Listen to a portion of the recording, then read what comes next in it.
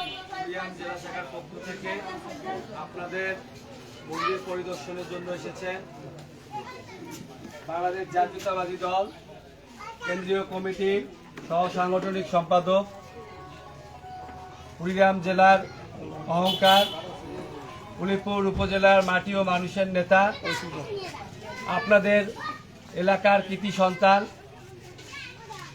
রাজপথের লড়াকু সৈনিক,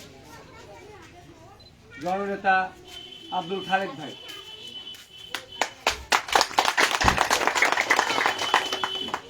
ধন্যবাদ। নেতৃবৃন্দ, উলিপুর উপজেলা বিএনপি নেতৃবৃন্দ, অঙ্গন নেতৃবৃন্দ, উপস্থিত রায়পাড়া কালীবন্দী কমিটির নেতৃবৃন্দ,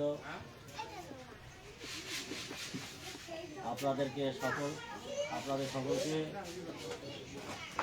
শারদীয় শুভেচ্ছা, দুর্গোৎসবের শুভেচ্ছা।